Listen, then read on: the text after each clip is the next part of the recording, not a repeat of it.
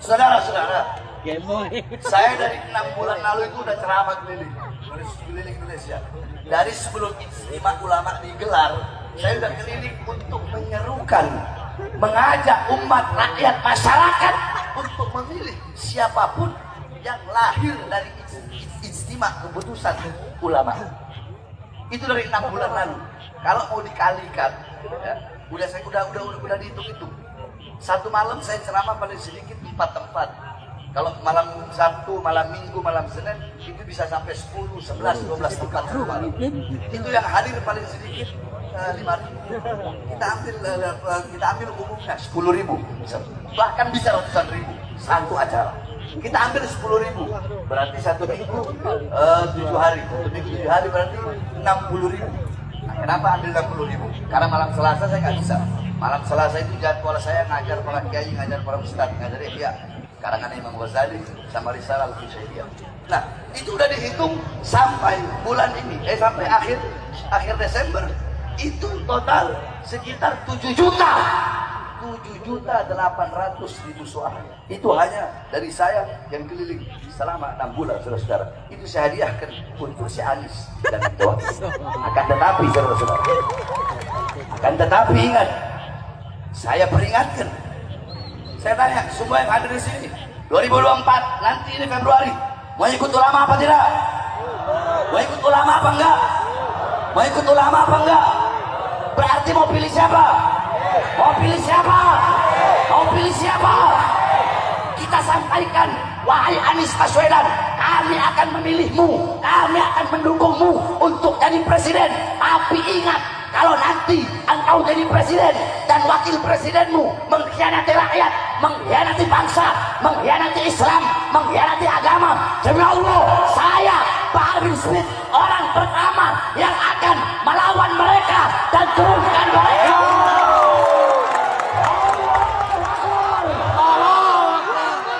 Saya tanya, kalau gitu adil nggak? Adil nggak? Adil nggak? Iya. Jadi orang itu jangan fanatik buta. Fanatik buta itu pinter ngomong, tapi nutup mata, nutup telinga. Itu orang goblok namanya itu. Jadi kalau salah ya tetap salah. Tetap salah, walaupun kawan, walaupun sejalan. Kalau dia salah ya salah. Salah ya kita lawan. Nggak adil ya kita sikat. Kurang ajar ya kita sikat. Betul? Betul? Nah, saudara-saudara sekalian, kenapa saya sampaikan ini? Saya sampaikan ini karena saya perhatikan dari dulu sampai sekarang itu, ya, para pejabat-pejabat itu yang pakai dasi itu, mereka para pejabat-pejabat, ya, mau calon presiden kek, mau gubernur kek, mau dewan kek, mau wali kota kek, mau bupati kek, mau apa lagi di bawahnya, camat, lurah, kepala desa, mereka kebanyakan para pejabat butuh sama rakyat kalau ada maunya doang. Betul. Kayak pemilu ini, itu para capres, partai-partai pendukungnya, terus tim suksesnya mendadak jadi santri, pakai peci, pakai sarung. Betul. Biasanya kalau pidato nggak bawa ayat Quran, ini bawa ayat Quran walaupun salah-salah. Betul. Betul. Banyak kayak begitu. Ada lagi jadi bintang iklan wudhu. Ya perempuan, ya istri-istri mereka mendadak mak banteng pakai jilbab mak banteng.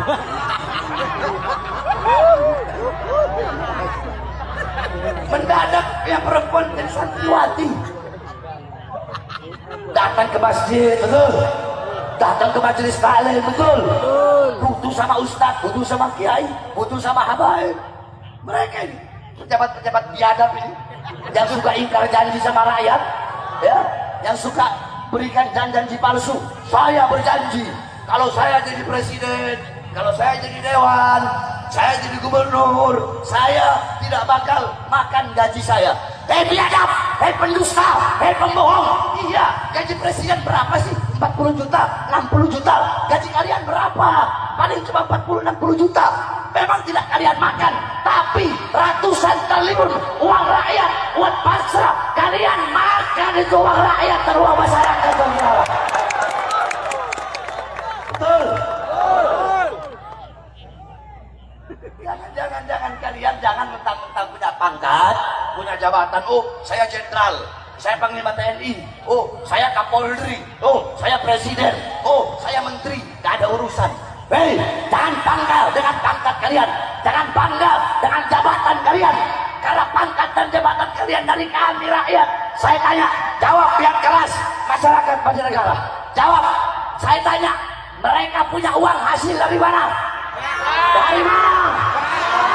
Baju mereka dari siapa? Kendaraan mereka dari siapa? Rumah dinas mereka dari siapa? Senjata mereka dari siapa? Dari keringat rakyat, dari darah rakyat. Maka kalian jangan macam-macam sama rakyat, jangan semena-mena sama rakyat, mentang-mentang punya pangkat, punya jabatan. Hei, ingat para pejabat-pejabat biadab, di atas kalian ada kami, rakyat Indonesia semua. Allahu Akbar. Presiden bisa presiden, tapi di atas presiden ada di atas presiden ada Makanya kalau saya itu lebih memilih jadi pelayan rakyat daripada pelayan presiden. Sebab banyak Ustadz Kiai Habib jadi pelayan presiden. Banyak gak? Banyak gak? Banyak. Tidak usah munafik-munafikan, omongannya banyak itu. Jangankan pelayan presiden, jadi pelayan wali kota aja banyak di Cilegon. Betul? Betul. Betul. Betul.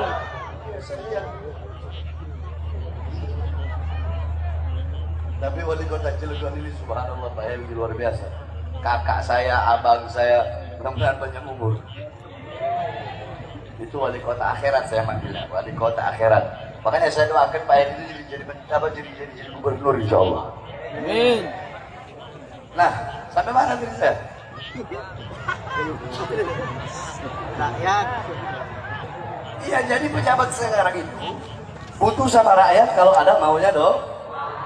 Suka kasih janji palsu sama rakyat, betul? Ada yang masuk gorong-gorong. Ada nggak? Keluar gorong-gorong jadi presiden. Masuk pasar, keluar pasar jadi presiden. Mukanya polos, otaknya iblis. Banyak gak? Banyak gak? Saya berjanji memakmurkan rakyat, mensejahterakan rakyat. Hei, rakyat mana yang makmur? Rakyat mana yang sejahtera? Yang makmur bukan rakyat, yang sejahtera bukan rakyat. Saya tanya, pengangguran makin banyak, betul? Pengangguran makin banyak, betul? Minyak naik, betul? BBM naik, betul? Yang susah tambah susah. Nelayan susah, petani susah, pedagang kecil susah. Yang makmur investor-investor asing, yang makmur perusahaan-perusahaan Cina, perusahaan-perusahaan asing. Kita rakyat, kita masyarakat, kita pribumi Indonesia menjadi budak dan dijajah oleh negara dan pemerintah kita sendiri, saudara-saudara.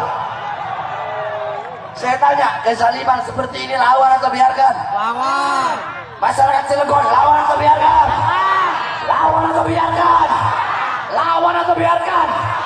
Ketidakadilan, lawan atau biarkan? Lawan atau biarkan? Siap hancur demi Islam, siap binasa demi Indonesia, siap mati demi merah putih, demi NKRI. Allahu Akbar. Indonesia merdeka. Merdeka. Makanya jangan heran kenapa saya 11 kali keluar masuk penjara. Karena saya mewakili suara rakyat. Suara saya, suara kebenaran. Suara saya, suara keadilan. Suara-suara kebenaran yang saya sampaikan akan menjadi mimpi buruk bagi para pengkhianat-pengkhianat bangsa, saudara-saudara. Suara-suara kebenaran, suara-suara keadilan yang saya sampaikan akan selalu terngiang dalam kuping-kuping koruptor, penjahat, biadab, bangsat, para mereka anjing-anjing yang merampok harta rakyat bangsa di Indonesia, saudara-saudara. Makanya saya di penjara berkali-kali. Bahkan kalian tahu, saya baru bebas siang. Siang bebas. Saya jalani hukuman 2 tahun. Siang bebas. Malamnya saya ceramah. Ceramah saya bela rakyat. Waktu Covid waktu itu. Besoknya saya langsung ditahan lagi. Bukan hanya ditahan, tetapi dibawa ke Nusa Kambangan. Penjara di tengah laut. Tangan saya diborgol, saudara-saudara. Dari borgol tangan terputar, nyambung di borgol perut saya. Dari borgol perut nyambung sampai ke kaki. Kaki, perut, dan tangan saya diborgol. Saya dibikin seperti penjahat besar. Saya tanya, saya penjahat? Saya penjahat? Saya koruptor? Saya bajingan? Saya biadab? Saya maling uang rakyat? Saya merugikan negara? Saya pembunuh? Tapi kenapa saya ditangkap, saya ditahan, saya dipenjara, berkali-kali dicoba untuk dibunuh? Kenapa? Saudara-saudara, satu contoh. Saya ceramah yang membuat saya ditahan lagi dan ke Nusa Kambangan adalah isi ceramah yang bunyinya seperti ini. Itu ceramah dibilang provokasi. Ceramah itu dibilang meresahkan masyarakat. Mau tahu apa isi ceramah ya? Mau tahu? Saya bilang, hei presiden, hei pejabat, hei aparat.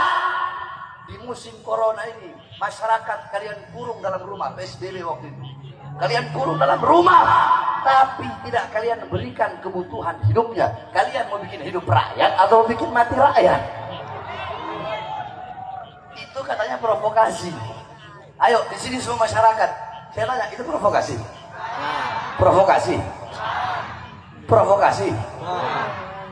Nah, saya tanya, itu meresahkan? Meresahkan? Meresahkan? Di situ pembelaan atau provokasi? Yang keras? Apa itu? Saya sampaikan dalam ceramah saya itu. Hei presiden, hei pejabat, hei aparat. Berapa banyak pengangguran di Indonesia pada musim corona ini. Tapi tenaga kerja dari Cina terus kalian kirim di masa corona. Kalian kirim ke daerah Sulawesi, Morowali. Itu provokasi. Provokasi. Meresahkan. Terus apa itu? Apa itu? Apa itu? Yang ketiga saya bilang, hei presiden, hei pejabat, hei aparat. Warung-warung kecil milik rakyat, milik pribumi Indonesia, usaha-usaha kecil mereka kalian paksa tutup di masa corona. Tapi mal-mal, perusahaan-perusahaan asing tetap buka di depan mata kalian. Saya tanya, itu provokasi? Itu meresahkan? Terus yang goblok saya atau mereka? Yang goblok siapa? Yang tolol siapa? Yang bodoh siapa? Yang nggak sekolah siapa? Seperti itu kok dibilang meresahkan. Saya tanya, kalian merasa terwakili nggak dengan ceramah tadi? Dengan 3 tadi? Terwakili nggak? Terwakili. Yang jujur jawab. Tapi memang meresahkan sih. Tapi bukan meresahkan rakyat. Saya tanya, meresahkan nggak? Terus meresahkan siapa, Bib? Saya kan pernah bilang, ingat nggak? Selalu kata-kata saya, lidah Habib Bahar kayak alkohol. Saya tanya, kulit kalau nggak ada luka, kena alkohol dingin nggak? Dingin nggak? Adem nggak? Ayem nggak? Tapi kalau kulit ada luka, kena alkohol, sakit nggak? Sakit nggak? Perih nggak? Pejabat kalau baik, adil, hatinya bagus, kelakuannya bagus, saya mau ngomong apa aja, dia adem, dia dingin, gak ada apa-apa, betul. Tapi kalau ada pejabat dengar ceramah saya kelocotan, berarti hatinya penuh dengan luka. Hatinya nggak bener, hatinya rusak, pengkhianat bangsa, penjahat, biadab.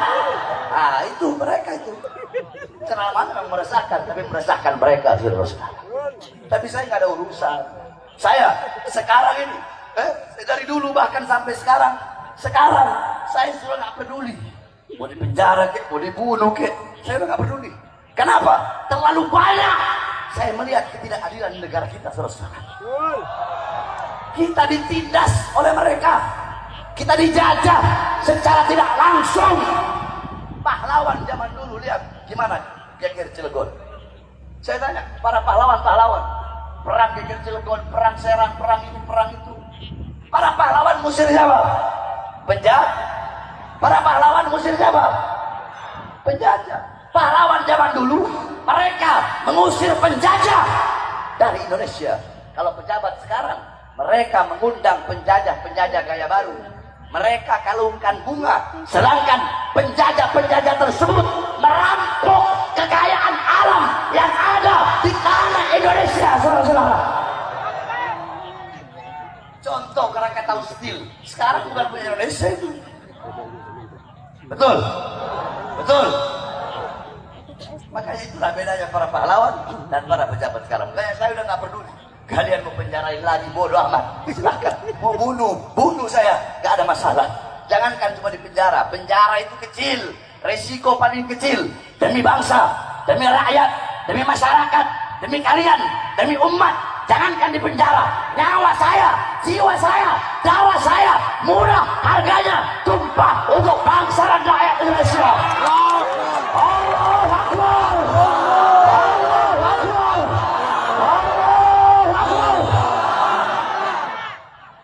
Makanya wahai para pemuda-pemuda Cilegon, pemuda-pemudi Cilegon, pemuda-pemudi Bojonegara, kalau besok atau suatu saat nanti saya mati, saya dibunuh, atau saya diracun, atau saya ditembak, atau saya dibikin mati seperti kecelakaan, pokoknya kalau saya mati, kalau saya tiada, kalau saya wafat, berjanjilah kalian jangan pernah kalian padamkan api-api perjuangan yang selama ini saya nyalakan, saudara-saudara.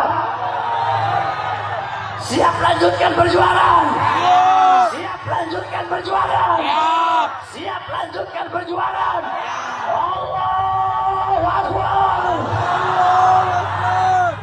Mudah-mudahan Allah berikan Indonesia pemimpin yang baik, pemimpin yang adil, pemimpin yang bisa mensejahterakan rakyat, pemimpin yang menjadikan Indonesia sebagai negara kuat, negara perkasa, negara yang berdiri sendiri tanpa harus minta tolong, atau tanpa harus utang, tanpa harus tanpa harus butuh kepada negara-negara lain.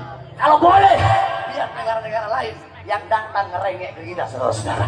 Biar Amerika yang datang rengek-rengek ke Indonesia, biar Cina yang datang merengek-rengek ke Indonesia. Jangan Indonesia yang justru merengek-rengek, bahkan menjadi budak-budak negara lain.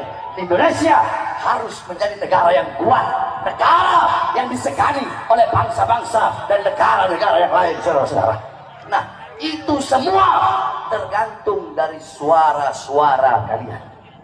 Maka saya tanya semuanya, sekali lagi, hadirin yang hadir pada malam hari ini, masyarakat Cilegon, 2024 tahun ini mau ikut siapa? Mau ikut siapa? Mau ikut siapa? Mau ikut siapa? Berarti pilih siapa? Pilih siapa? Pilih siapa? Mudah-mudahan Allah berikan kemenangan. Terus kalau Habib gimana? Kalau saya golput. Jangan tahu dia. Itu ikhtiar saya. Saya golput, saya nggak pilih sama-sama di antara mereka berdua. Saya bodoh amat, saya nggak peduli. Mau siapapun presidennya, ya, karena saya nggak suka. Kami punya kakek berkata, andaikan pangkat, andaikan jabatan sultan. Kalau sultan sekarang ya presiden lah, bisa dipegang oleh seekor binatang, maka demi Allah, binatang peliharaan kami tidak rela kami berikan gelar pangkat dan jabatan untuk menerima jabatan tersebut. Jadi kami nggak gila pangkat, nggak gila jabatan, enggak. Saya tanya, pernah saya meninggalkan umat? Enggak. Pernah saya mengkhianati umat? Pernah saya meninggalkan umat? Pernah Imam Besar Habib Rizik meninggalkan umat? Mengkhianati umat? Walaupun berkali-kali kami dipenjara, berkali-kali kami diancam, dihukum, berkali-kali, tapi kami tetap tidak kapok. Untuk apa? untuk membela kalian saudara-saudara. Nah, kali ini untuk masa depan bangsa, untuk masa depan negara, suara-suara kalian yang menentukan. Maka jangan sampai suara-suara kalian bisa dibeli oleh uang. Pilih pilihan ulama, insya Allah Allah berikan kesejahteraan bagi seluruh bangsa dan rakyat Indonesia. Tapi yang paling penting ingat, ya, ingat siapapun berhak untuk memilih, betul. Jadi kalian, saya mau bilang kita, saya kan golput. Bagaimana ya? Pokoknya saya menyerukan, saya mengajak kalian untuk memilih capres pilihan istimewa ulama. Itu udah kewajiban saya. Walaupun saya nggak ngelakuin ya, paham nggak kalian? Tapi kalian haram, nggak boleh, jangan golput. So kalau kalian golput bisa jadi nanti yang jadi presiden adalah yang terburuk, adalah yang terbangsat dari ketiga capres tersebut. Para ulama nggak bakal salah, mudah-mudahan insya Allah saudara. Kalau nggak curang, insya Allah Allah berikan kemenangan. Amin amin ya rabbal. Yang penting jangan, oh saya pilih 01 terus mau menghina mencaci yang memilih 02 atau 03, itu nggak boleh. Yang 03 mencaci memaki yang pilih 02 01, sebaliknya yang 02 menghina mencaci memaki yang pilih 03 01. Nggak boleh. Kita semua bangsa Indonesia, kita yang seagama, kita bersatu dengan keislaman. Yang beda agama, kita bersatu dalam satu NKRI. Mau siapapun, kita tidak boleh berantem, tidak boleh saling menghina, tidak boleh saling tidak boleh saling memaki, apalagi saling mengkafirkan. Oh, kamu kalau pilih ini kafir kamu. Kamu kalau nggak pilih 01 kamu kafir. Kamu kalau nggak pilih 02 kamu kafir. Kamu kalau nggak pilih 03 kamu kafir. Nggak boleh seperti itu. Jadi kita tetap harus bersatu agar Allah berikan kesejahteraan dan kemakmuran. Amin ya rabbal. Contoh, nih Om Paulus. Ini Om Paulus Prabowo. Gak percaya tanya, Om Paulus apa? Prabowo kan? Prabowo. Tapi dekat dengan saya Om Paulus. Kemarin beliau dari pesantren saya. Dekat dengan saya. Saya menyerukan umat untuk pilih 01. Sahabat dekat saya, udah saya angkat kayak abang saya sendiri, milihnya 02. Ini orang Prabowo. Tapi kami tetap berpelukan. Bener nggak Om Paulus? Terus Om Paulus ini lagi nyalon dewan, mudah-mudahan jadi. Mudah-mudahan jadi. Loh Beb, namanya kenapa Paulus Beb? Jadi dulu beliau ini Nasrani, terus beliau masuk Islam. Jadi jangan nanti lihat ada kertas caleg Paulus, wah ini Kristen, nggak usah pilih. Bukan, Muslim ini. Ini Muslim, dan insya Allah orangnya baik. Insya Allah orangnya baik. Anda kan jadi dewan, terus nggak baik, kita lempari batu sama-sama selesai. Betul? Betul. Itu satu contoh. Tadi saya di jalan telepon, Om Paulus. Saya di jalan mau ceramah ke Cilegon. Om Paulus datang ya? Iya, emang sudah niat mau datang siapa? Om Paulus datang. Saya menyerukan umat, ngajak umat pilih Anies. Ini Prabowo. Tapi kami nggak saling bermusuhan. Kami saling berpelukan. Jadi jangan hanya gara-gara beda pilihan, jangan hanya gara-gara beda bendera, terus kita mau saling menghina, mencaci, memaki, dan saling bermusuhan. Paham? Paham? Paham? Mudah-mudahan Indonesia menjadi negara yang makmur, sejahtera, baldatun, thayyibatun, wa rabbun ghafur. Amin, amin, ya rabbal. Sebelum saya tutup, saudara-saudara.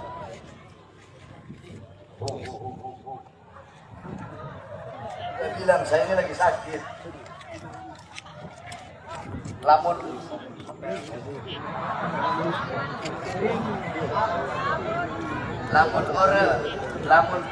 pura orang mancanegara aing pura ora datang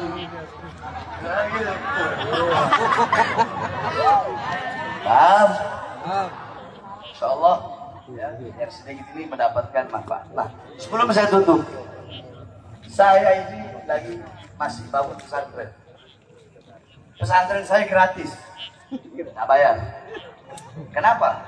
Karena saya lihat banyak pondok-pondok pesantren bayar masuk sekian puluh juta, tiap bulan sekian juta. Terus bagaimana nasib anak-anak yang nggak mampu? Nasib orang-orang susah, orang miskin, orang tua yang susah, nggak bisa mondokkan anaknya karena biaya mahal. Makanya pondok pesantren saya gratis. Gratis, tak bayar. Saya yang jamin 2 tahun mondok insya Allah bisa baca kitab. 7 tahun itu dia udah sampai kitab Al-Umnya Imam Syafi'i.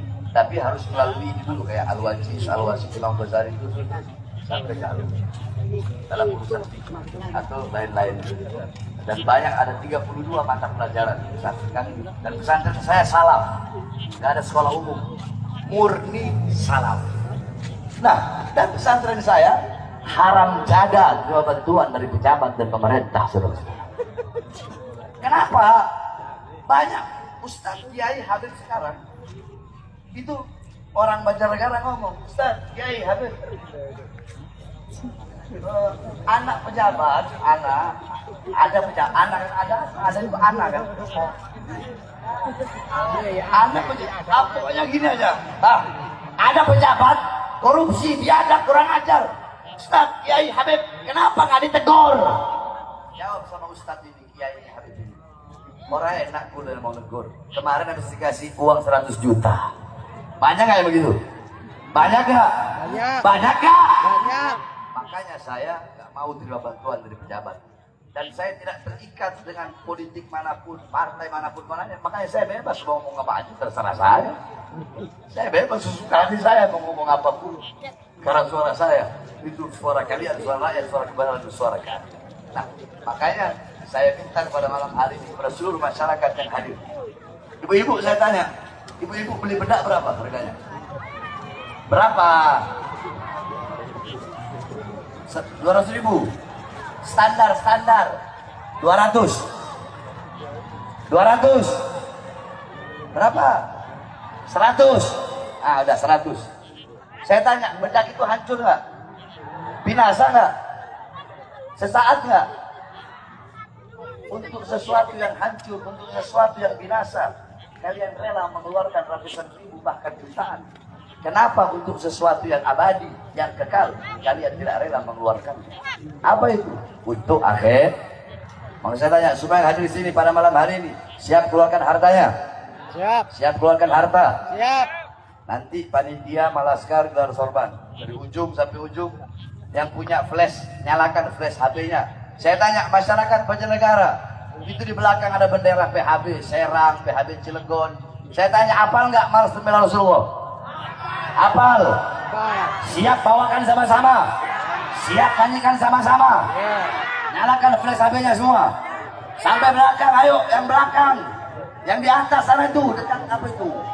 Nyalakan flash HP semuanya. Ayo yang semangat, ada Hadro mainin cepat. Semuanya yang keras. Prajurit pembela Rasulullah, bangkitlah untuk berdakwah. Ayo kibarkan benderanya. Satukan hati, satukan jiwa.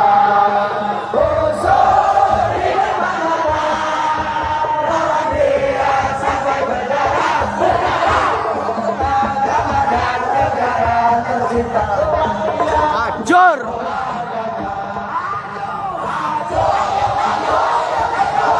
Hancur.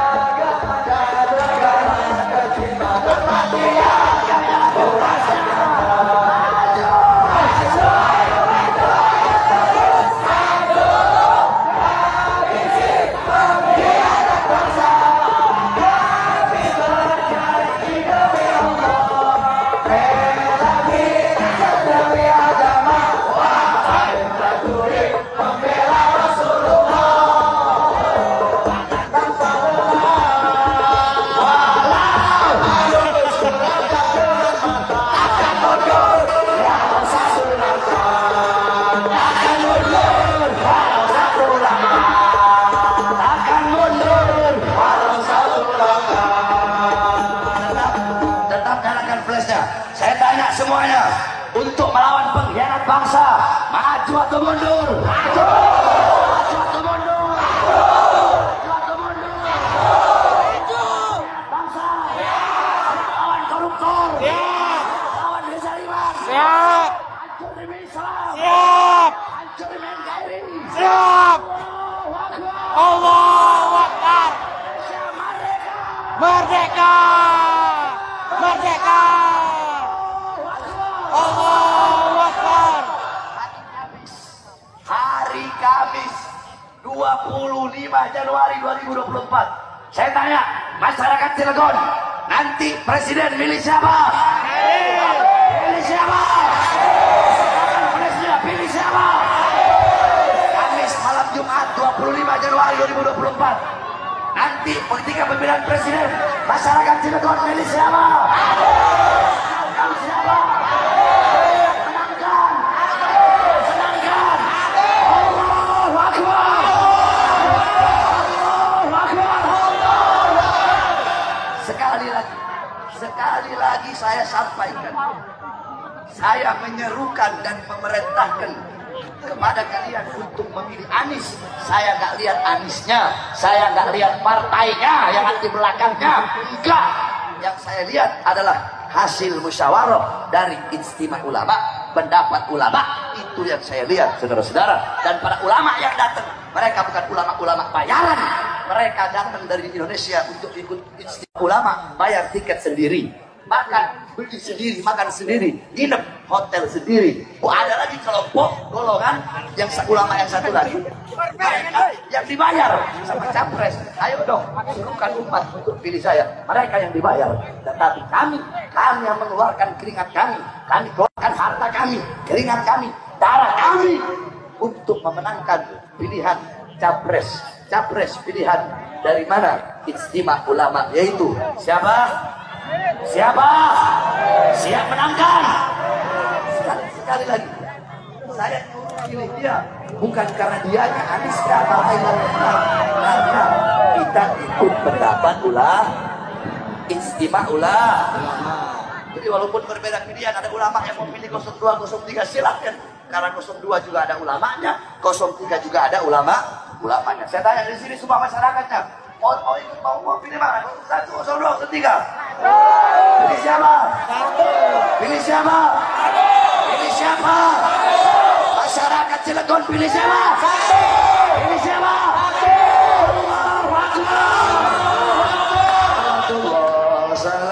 Allahu Akbar.